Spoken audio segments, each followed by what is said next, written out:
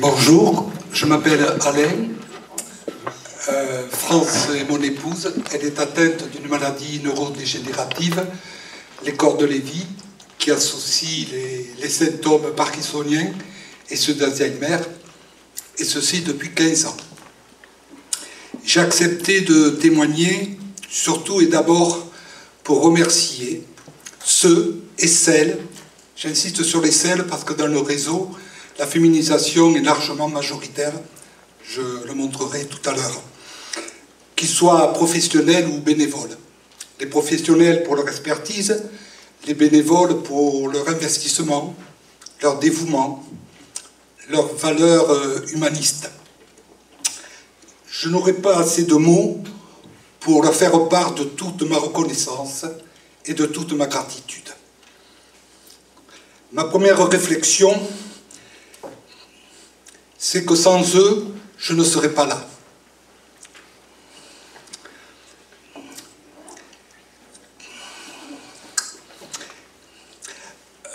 Un aidant sans aide ne peut pas être opérationnel.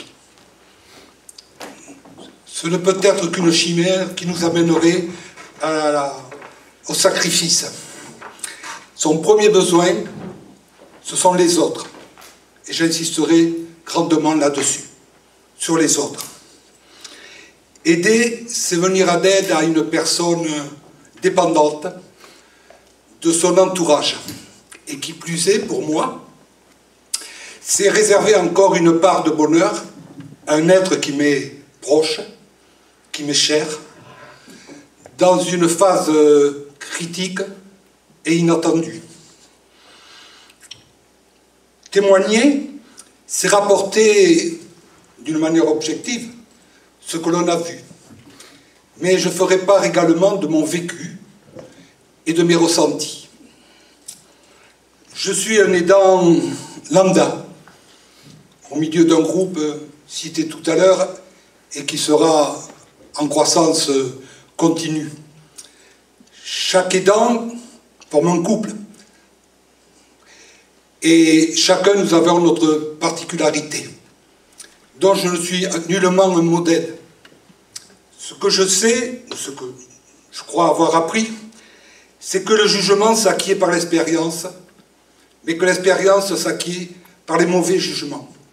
Et Dieu sait que j'en ai porté, et Dieu sait que j'en porte encore.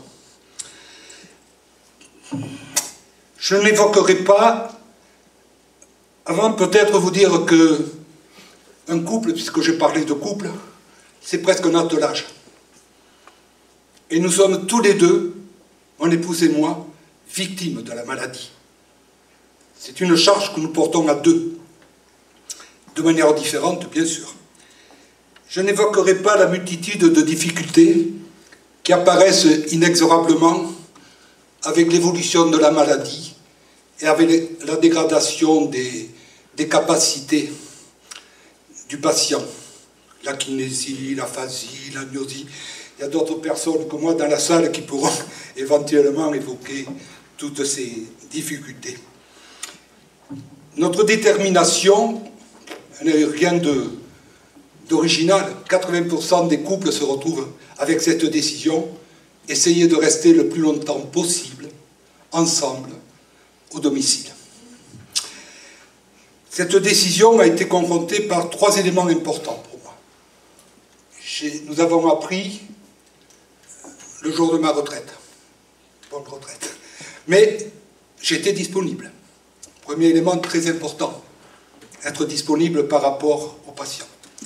Le deuxième élément, l'environnement, le cadre de vie. J'ai une maison de plein pied, un grand jardin, un portail électrique. C'est sécurisant. C'est important pour un Alzheimer qui, dès qu'on le sort de ses repères, est complètement perdu. Au point qu'aujourd'hui, même sa maison lui est totalement, presque inconnue. Et le troisième élément, c'est que j'ai une famille, enfants et petits-enfants, proches, investis, soucieux de leur grand-mère. Et ceci est un bonheur total et quotidien. La proximité, mon fils a fait une mutation de Paris à Toulouse, de manière à se rapprocher de sa mère. Tout ceci est réconfortant quand vous êtes confronté à cela. À l'annonce du diagnostic, fait par un neurologue présent dans la salle, surprise, ben, il se marre. Je me suis dit, pas ça, pas elle. Ah, j'ai commencé par le pas elle, puisqu'on l'a évoqué. Sa mère, Alzheimer. Sa sœur, Alzheimer. Elle, Alzheimer. Il serait peut-être intéressant, mais je crois que la médecine s'en rapproche de regarder au niveau des gènes, il doit bien sûrement y avoir quelque chose. Le pas ça, ah, ça, qu'est-ce que c'est le ça? La démence, Pierrot le fou, qui vidait la mer avec son seau, Limou, ma grand-mère qui sucrait des fraises, c'est tout ça le ça? On ne sait pas, on découvre, difficile. Dès lors, ma première démarche est basée sur un précepte scolaire d'enseignant, qui est de apprendre pour savoir, savoir pour comprendre et comprendre pour agir. Mais le agir devient difficile. Comprendre, des fois on y arrive, mais agir en conséquence, c'est pas toujours évident. Et, permettez-moi le jeu de mots, le déclic, c'est fait par le clic. Alors, le centre local d'information et de coordination, qui maintenant s'appelle l'espace senior. On prend un coup de vieux, de ce coup. Alors que le clic, ça donnait une impression de vous impulser un petit peu. Grâce à ce contact, il a été déterminant pour mon cheminement, parce qu'il m'a donné accès à l'information, large, variée. Il m'a donné accès aux formations, la première sur Parkinson, la deuxième sur Alzheimer. Il m'a donné aussi, assez rapidement, accès aux groupes de parole. Et je le dis parce que les premiers groupes de parole ont été quelque chose de très stressant. J'avais appris en théorie ce qu'étaient les difficultés au fur et à mesure de l'évolution de la maladie. Mais lorsque je l'ai entendu de la bouche même de certains aidants, je me suis dit, serais-je capable d'aller jusque-là? Vais-je pouvoir accepter tout ça? Sacré problème. Mais de suite, je me suis dit, bon, est-ce que je peux, aujourd'hui encore, l'aider à maintenir certaines capacités et essayer de retarder l'échéance? J'en ai trouvé quelques-unes faciles. La marche, par rapport à Parkinson, mettons, et nous marchons encore, pratiquement 5 jours semaine, voire une demi-heure. Et puis, des centres d'intérêt qui lui étaient propres. Le jardinage, on avait un jardin. Le piano, elle n'en joue plus. Parkinson est passé par là. Et la musique. Et ça, déterminant. Pour moi, la musique vaut beaucoup de remèdes. Même si on nous a supprimé, là, maintenant, ceux de... Et puis, j'ai essayé des petits trucs, des mots croisés, des puzzles. Mais ça fait un peu retomber sur de l'éducation enfantine. Ça m'a semblé un peu dégradant. Et puis ces derniers temps, nous sommes sur les photos. Et surtout les photos noir et blanc. Parce que mémoire à long terme, elle remonte dans sa jeunesse. Elle remonte sur ses grands-parents, elle remonte tout. Je crois que tout à l'heure, vous aurez l'occasion d'entendre, j'ai demandé une chanson de Didier Barbelivien qu'il a fait pour sa mère qui est morte l'année dernière d'Alzheimer, et qui s'appelle « Les violons du passé », et dans lequel, entre autres, il dit, je ne sais plus ce qu'il dit, ce monsieur, ah oui, pourtant je la connais par cœur. Bon, écoutez, ça me reviendra plus tard, ce n'est pas bien grave. Ah si, voilà. Ici, l'ardoise est effacée, ici, l'instant présent, vite oublié. Là-bas, il y a tant de choses à raconter, là-bas, ta mémoire est ressuscitée. Voilà. Et je crois que ça couvre bien ce que je voulais dire de l'apport de la photo, qu'on peut identifier. Une fois que j'ai fait tout ça, bien sûr, j'ai parlé des autres, avec qui, quelle démarche je dois faire. Surtout que la première difficulté vient le plus souvent du déni du patient. Moi, Alzheimer, pas possible. Je sais pas ça, c'est pas vrai, qu'est-ce que tu me dis? La deuxième, une tierce personne dans notre maison, avec nous. Donc c'est une démarche qui est longue, qui est difficile à faire accepter. J'y suis arrivé puisqu'aujourd'hui, il y a 11 personnes qui nous assistent toutes les semaines. Autant dans le milieu professionnel que dans le milieu associatif. Pour mon épouse, dans le milieu professionnel, une infirmière tous les matins, enfin elles sont deux sur les, mais tous les matins une infirmière qui vient pour la toilette, l'habillement. Des auxiliaires de vie, qui ont été cités tout à l'heure, 4, qui viennent toutes les après-midi, à raison de 2 heures, et qui viennent, alors pour elles, mais pour moi, je vous expliquerai, un kiné, qui vient 2 fois par semaine, une orthophoniste, et une psy qu'elle avait à l'hôpital. J'ai arrêté la psy, j'ai arrêté l'orthophoniste parce que là, actuellement, ça n'avait plus de valeur. Du côté associatif, pendant 3 ans, nous avons eu le bonheur, je dis bien le bonheur, de connaître les après-midi à Herminy et à Rustique. Je les déplore, je les ai remplacés par une approche personnelle chez elles, mais je déplore parce qu'elles ne retrouvent pas les autres malades comme elles. Voilà. Donc, c'est un peu regrettable, mais j'étais obligé de faire des choix. J'ai eu aussi, pendant 3 ans, l'équipe spécialisée Alzheimer, qui est venue à raison de 15 séances à la maison, travailler avec elle sur des activités qui l'intéressaient, qui la passionnaient encore, avec une ergothérapeute qui m'a donné des solutions, pas mal de solutions pour le vécu quotidien. Et puis, cette semaine, reprendre avec Marjorie à domicile des séances de nos Hélènes et en charge par l'association. Vous voyez, ce que je voulais dire tout à l'heure, sur ces 11 personnes, donc je n'ai pas évoqué tous les bénévoles des après-midi à Alzheimer, il y a un homme, le kiné. Tout le reste, ce sont des femmes. Les dames aussi bénéficient d'aide. Je bénéficie d'aide du conseil départemental, par l'APA en particulier.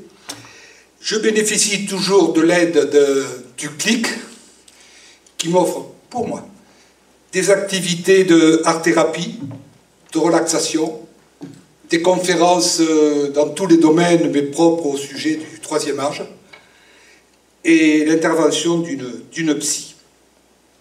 Et du côté d'autres regards, je continue à avoir de la formation et des groupes de parole, qui sont toujours un peu répétitifs, mais qui aident les dents à se construire. Je reviendrai tout à l'heure.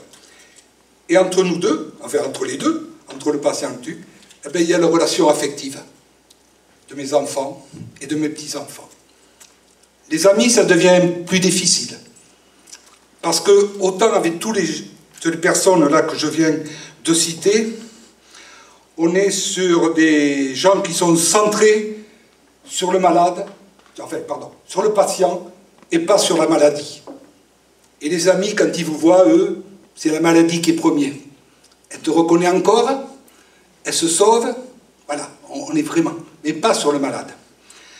Donc, vous voyez que la liste est longue, non exhaustive et fluctuante, puisque j'arrête des activités, j'en reprends d'autres derrière, j'essaye de rester dans le rythme qu'elle peut encore avoir par rapport à l'approche des activités.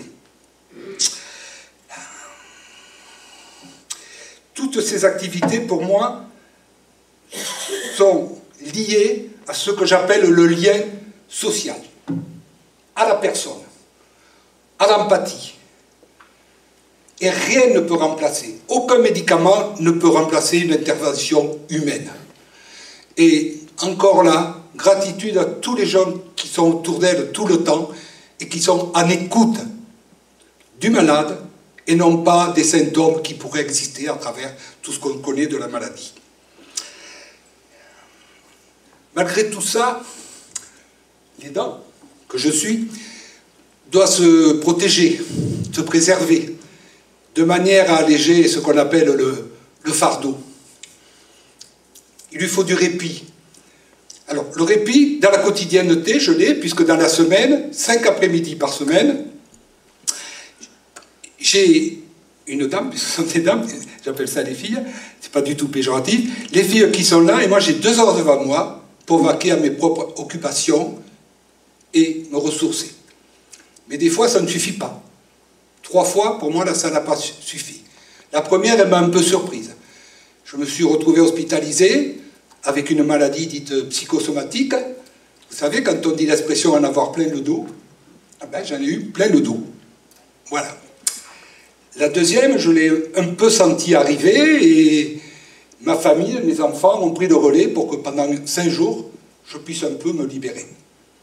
Et la troisième, au début du mois, plus difficile pour moi, parce que là, c'est moi qui en ai pris la décision. Ma femme est allée pendant une semaine sur un accueil temporaire dans un EHPAD. Je dis plus difficile parce que c'est moi qui ai décidé, et j'ai eu là l'impression que quand nous avions dit, nous restons ensemble tous les deux, je trahissais un peu ma parole. Ça, c'est les ressentis, bien sûr. Alors, la principale difficulté de l'aidant, je vais finir là-dessus, pour moi, c'est la souffrance. Ce n'est pas les actions que vous devez mener au quotidien, enfin, pour moi. C'est la souffrance. Et la souffrance, il est délicat de trouver l'équilibre entre l'empathie et la compassion. L'empathie, c'est comprendre. Ah oui, je comprends bien. Mais il faut le partager, ce qu'on comprend. Et ça, c'est pas toujours évident. Quand votre femme commence à manger à la cuillère, on comprend que... Mais il faut. Voilà. Et tout ça, c'est un peu difficile. Alors, le patient, je finis là-dessus, pas en fin d'exercice, le patient, effectivement, il est très dépendant. Aujourd'hui, mon épouse est pratiquement dans une presque dépendance totale. Mais nous savons, enfin, vous savez, que c'est très fluctuant avec corps de vie. Il paraît que c'est plus fluctuant, mais on espère toujours une remontée. Donc, grande dépendance, grande fragilité, à la fois psychique et physique. Petite anecdote, ma femme est tombée 2 fois ce matin. Et puis surtout, c'est une éponge émotionnelle. N'importe quoi va la toucher. Et là, le rôle de l'aidant est important. Parce que si je suis bien, elle est mieux. Si elle est moins bien, je suis moins bien. Etc. etc. Vous voyez, l'attelage que j'ai indiqué tout à l'heure. L'aidant, lui, il est confronté aussi à 3 pressions énormes. La première, c'est la culpabilité. Le faire. Dois-je le faire? L'ai-je bien fait? Aurais-je pu faire autrement? On s'interroge tout le temps. Le deuxième, c'est l'égoïsme. Si elle s'en va, je vais me retrouver seul. Le matin, quand je mettrai la main comme ça dans le lit, il n'y aura plus rien. C'est dur à penser. Et le troisième, c'est le deuil. Alors le deuil, ça ne se fait pas comme ça. Il y a tout un cheminement. Quand je dis que j'ai 2 femmes, j'ai déjà fait un deuil. J'ai fait le deuil de ma première femme. J'en ai la nostalgie, mais elle n'existe plus. Je suis avec une deuxième épouse, qui n'est pas la même que la première. Et pourtant, celle-là, comme la première, je dirais, jusqu'à la mort, je dois accompagner la vie. Tout faire quand on pense qu'il n'y a plus rien à faire. L'an dernier, M. Fiat, ici, m'avait déterminé en parlant de toujours le possible. Et je me suis accroché à ça, parce que l'aidant, il faut qu'il s'accroche quand même à des mots, à des paroles, à quelque chose en lequel il croit. Et je me suis accroché à ça. Alors aujourd'hui, je vis où j'essaye de profiter le plus possible de l'instant présent. L'instant présent, c'est quoi? Un regard qui s'illumine, un sourire, un contact. C'est vrai que c'est difficile, mais il faut l'accepter. Et je finirai là-dessus en disant que, depuis toujours, j'ai dit que mener jusqu'au bout, c'était accepter l'inacceptable. Et vous voyez comment l'inacceptable se déplace au fur et à mesure, et que la finalité, je la connais, mais je veux accepter l'inacceptable le plus loin possible, en sachant que de toute manière, la décision de la séparation, c'est moi qui la prendrai, et qu'elle est inexorable, tout à fait. Si vous le permettez, je voudrais finir par une lecture de 4 ou 5 lignes qui sont d'un texte anonyme, mais qui me vont droit au cœur. Être aidant, on ne le choisit pas, ça s'impose.